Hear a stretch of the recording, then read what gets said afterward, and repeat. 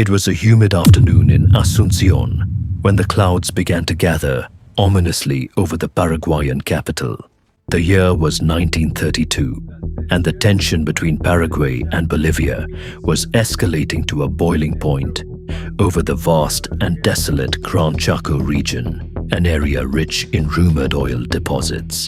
The Chaco War, fought primarily over this barren land, was not just a clash of armies, but also a tangled web of intrigue, deceit, and international manipulation.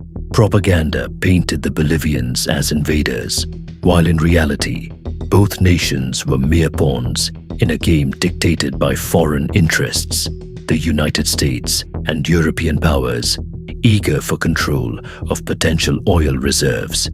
Behind the scenes, a conspiracy was brewing. American oil companies had been quietly financing the Bolivian military, providing them with arms and intelligence.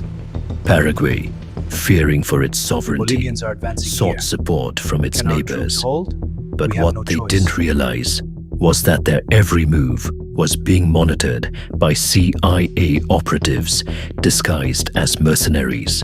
This shadowy involvement led to questionable alliances as neighboring countries became hesitant to intervene. Battles raged in the harsh wilderness, each side suffering grave losses. Villages were either fortified or erased entirely, with civilians caught in the crossfire. The war saw unspeakable human costs, with thousands perishing as a direct result of decisions made far away from the blood-soaked fields. As casualties mounted, both nations were led to believe they stood on the brink of victory. Yet, every small gain was meticulously timed to coincide with the needs of American oil interests. Leaders of both countries, desperate to cling to power, were forced to divert resources into a futile campaign rather than confronting the puppet masters, pulling the strings from afar. Amidst the chaos, whispers of a secret meeting surfaced, held in a familiar location, the stark, austere walls of the US Embassy in La Paz. Here, the military heads of both nations were convinced to consider peace, but only on terms favorable to their benefactors.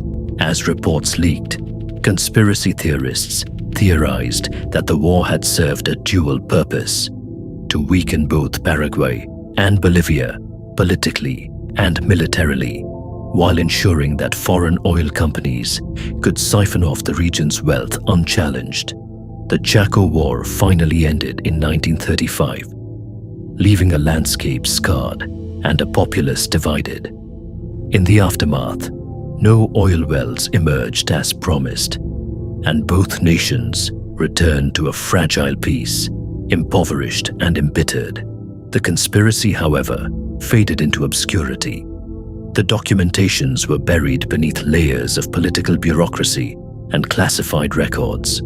Today, the Chaco remains a haunting reminder of how nations can be driven to destruction by the unseen forces of greed.